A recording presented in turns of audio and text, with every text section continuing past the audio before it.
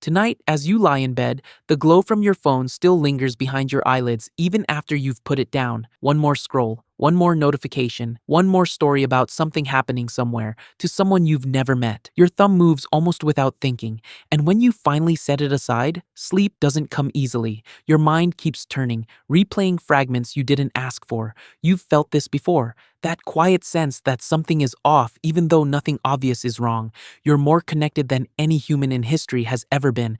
You know what your old classmates had for breakfast, what a stranger on the other side of the world thinks about politics, and the latest drama unfolding in lives you'll never touch. Information flows in constantly, effortlessly. It feels normal now, natural even. But what if it isn't? What if your mind was never built for this volume? What if the unease you sometimes carry, the low hum of anxiety, the comparison that creeps in when you see highlight reels of other people's lives, the difficulty focusing on one thing for long, isn't a personal failing? What if it's the quiet signal of a deeper mismatch? Researchers started noticing something strange. The same inner machinery that once helped our ancestors survive in small bands on the savannah now runs without breaks in a world of endless input. And the more they looked, the harder it became to dismiss what they were seeing. It begins with a simple observation anyone can make. Step away from your devices for a few hours, really away, and something shifts. The mental chatter quiets, thoughts slow. You notice the texture of the world again, the way light falls across a room,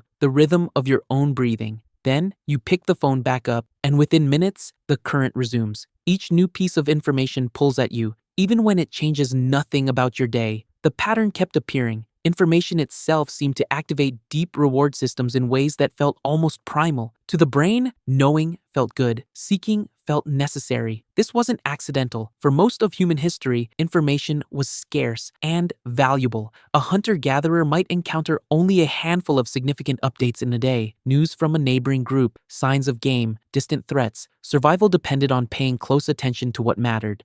That drive kept people alive.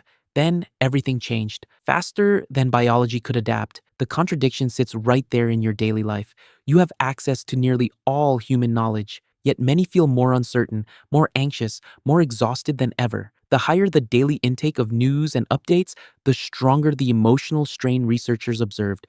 The pattern kept appearing across contexts. Information overload seemed to bring decision fatigue, scattered attention, and a strange kind of mental exhaustion. The brain, limited in what it could process, began hitting a wall, yet something inside still urged people to keep consuming anyway. Pull the thread further, and older evidence surfaced in environments that matched our deeper past. Small groups, direct bonds, natural rhythms, chronic anxiety, and mental fatigue appeared far less common. Our ancient wiring had evolved for a very different information diet. Modern systems quietly changed that. Platforms deliver unpredictable rewards, new posts, reactions, updates, much like signals our ancestors once followed for survival. The interfaces pull at the same circuits once used for staying alert in tight-knit communities. Around the time smartphones and constant feeds became widespread among young people, researchers noticed anxiety and mood struggles beginning to climb sharply, especially among the heaviest users. The evidence kept building. Cognitive studies showed attention becoming more fragmented, thinking shallower under constant input. Sleep suffered too, as late-night stimulation and mental residue from the day's flood disrupted natural rest our bodies still expected. Even the emotional weight of thousands of strangers' opinions, fears, and dramas seemed to activate systems meant for the concerns of perhaps 150 people at most. The natural circle our biology once knew. The bigger discovery emerged here.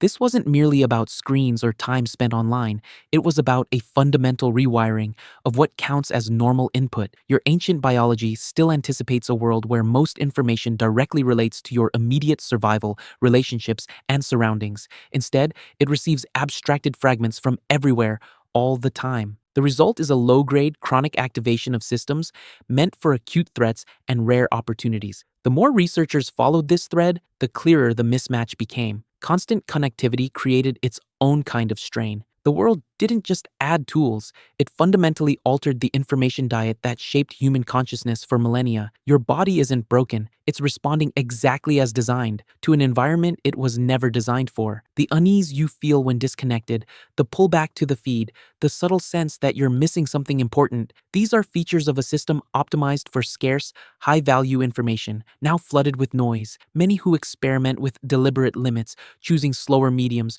real conversations, periods of quiet, report clearer thinking, steadier moods, and a renewed sense of presence. The world doesn't collapse without constant updates. Often, it feels more manageable. Next time you reach for your phone out of habit, pause for a moment, notice the pull. That ancient circuitry is still working. The question is whether you let the current carry you, or whether you learn to navigate it on terms that honor the biology you actually inherited. The information will still be there when you return, but you might discover that what you truly needed was never more data. It was the space to process what you already have.